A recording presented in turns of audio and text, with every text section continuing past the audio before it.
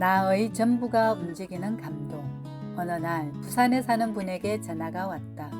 부산 심포니 오케스트라 지휘자인 그는 내가 쓴 인간이 그리는 문이라는 책을 읽고 마음속에 일어나는 무언가가 있어서 나를 잡아 서울로 왔다고 한다. 3시간 정도 이야기를 나누던 도중에 그는 왜 음악을 할까요? 라고 물었다. 그는 자신이 왜 음악을 하는지 모르겠다고 했다. 그때 논어 태백편의 한 구절이 떠올랐다. 시를 통해 감흥하여 일어나고 예를 통해 세상에 서며 음악을 통해 완성한다. 음악이란 소리의 예술이다. 음악을 통해서 완성의 단계에 이르는데 공자는 소리보다 먼저 시와 예를 제시한다. 시란 지성의 최고 높은 단계이고 예는 태도의 최고 높은 단계이다. 음악은 지성과 태도가 가장 높은 단계에 이른 이후에 완성의 경지를 경험하게 해준다. 시와 가까이 있는 것이 철학이며 철학에서는 예를 윤리학의 범위 안에 넣을 수 있다. 하지만 철학은 점차 추상적으로 발전하면서 감동이 만들어지는 계기를 축소시켰다. 지성의 최고 단계를 시와 철학이라 하지만 시와 철학에서 감동이 결여되면 결국은 창백한 이론체계만 남는다. 이렇게 되면 철학적인 이론의 논변 구성에만 관심을 두고 철학적으로 사는 일에는 관심을 두지 않게 된다. 윤리학자는 윤리학 이론의 논변 구성에만 관심을 가지면 되지 꼭 윤리적으로 살아야 하는 것까지는 아니라는 말도 당당하게 하는 정도로 지성이 후퇴하기도 한다. 암과 삶 사이에 퀀텀이 생기지 않을 수 없다. 지적 활동에서 가장 기초적인 단계는 논변이나 논증이다. 자신의 관점을 논변으로 구성하여 논정해내는 것이 논문이다.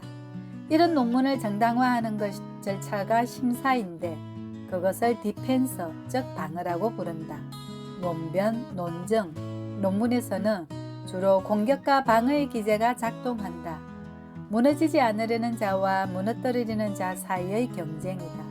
무너지지 않으려면 방어 기제가 빈틈없이 치밀해야 하고 무너뜨리려 해도 빈틈없이 철저하게 준비해서 공격해야 한다. 여기서는 서로 틈을 허용하지 않으려고 개념들을 치밀하게 조직하는 것이 중요하다. 이런 공격과 방어의 빈틈없는 상황 속에서 감동이 만들어질 빈 공간은 허용되지 않는다. 거짓말에 관한 존재론적 고찰이라는 논문이 있다고 치자. 어떤 사람이 이 논문을 읽고 감화되어 거짓말하는 버릇을 고칠 수 있을까? 어려울 것이다. 하지만 피노키오 이야기를 읽고 나서는 거짓말하는 버릇을 고칠 수도 있다. 최소한 거짓말하는 버릇을 고치는 일이 일어날 가능성은 논문보다는 피노키오 이야기를 읽고 난 후가 훨씬 크다는 것은 다 인정할 것이다. 논문에는 빈틈이 없어야 한다. 반대로 이야기에는 빈틈이 있다. 이야기에는 논문에서 허용되지 않는 빈틈이 반드시 있어야 한다. 이야기꾼은 이 빈틈에 독자나 청자를 환대한다. 이야기 속에 마련된 빈틈 안으로 들어온 독자나 청자는 거기서 작자나 화자와 공명한다. 논문에서는 상대방을 적대시하며 배타적으로 대하지만 이야기에서는 상대를 환대의 대상으로 삼아 이야기를 만들며 함께 논다. 논문에서는 감동하기 어려운 일이 이야기에서는 훨씬 쉬워지는 이유다. 인간은 신의 세계에서 이탈하여 인간만의 문명을 일구며 사는데 신의 세계에서 이탈할 때 소리를 남겨놓고 맨몸으로 내려와 문자를 만들었다. 문명이 주로 문자로 이루어졌음을 보면 쉽게 이해할 수 있다. 인간의 문명은 문자가 중심이고 신의 세계는 소리가 중심이다.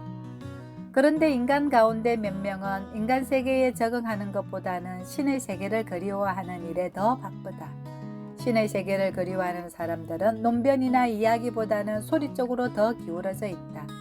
그들은 인간의 문자를 사용하면서도 소리를 포기하지 못하고 문자들 사이에 기어이 소리를 심으려 한다.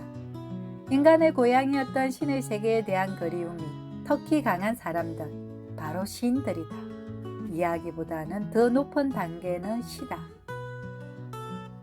여기서 더 높은 단계를 따지는 기준으로 경제력이나 지식이나 권력 등을 사용하지 않는다. 오직 감동의 격조나 크기 혹은 지속성만을 가지고 하는 말이다. 듣는 사람에게 공간을 허용하여 일정 부분을 감동을 제공하던 이야기꾼이 감동의 완전성에서 미진함을 느끼며 문자와 문자들 사이를 다양하게 벌려서 거기에 다양한 소리를 싣는 시도를 한다.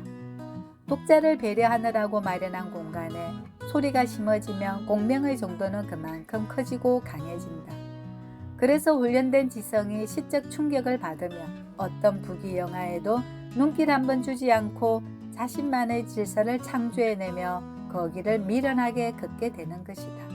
설령 거기를 걷다가 인간 세상에 적응하지 못해도 도태되는 모습이 되더라도 포기하지 못한다. 감동은 그만큼 힘이 세다. 문자도 거추장스러워하다가 결국 문자를 포기하고 바로 소리의 세계로 진입하면 음악이다. 종교 의례에서 주된 것은 음악이다. 음악은 해석이나 이해 등의 간섭이 없는 상태에서 바로 감동을 생산할 수 있다. 문자를 넘어서 있기 때문이다.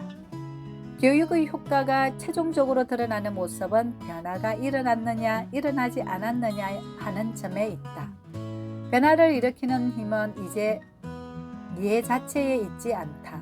그 이해가 어떤 동작으로 이행되려며 자기 전체를 움직이는 힘이 필요한데 나는 그것을 감동이라고 본다. 학생과 나 사이에 호감이 지속되고 신뢰가 쌓이며 감동이 생길 가능성은 더 커진다.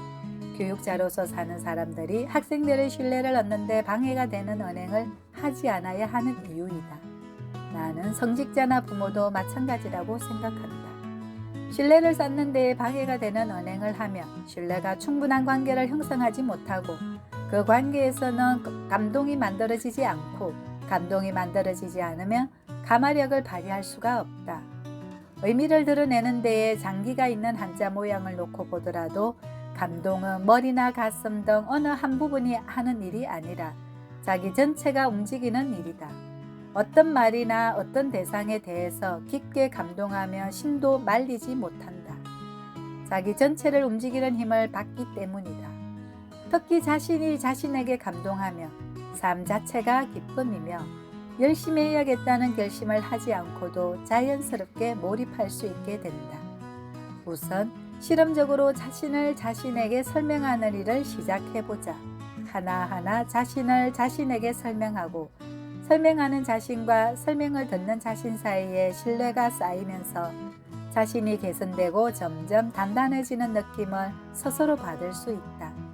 이런 개선의 과정을 자신이 느끼면 어느 단계에서는 자신이 자신에게 감동할 수 있다. 짧은 인생에서 이렇게 감동을 할 수 있다면 온 우주가 지성으로 내리는 축복으로 여겨지지 않을 수 없다. 나 자신에게 감동했던 순간 있으시죠? 댓글로 공유해 보아요. 저는 이번 동영상이 38번째임에 감동했어요.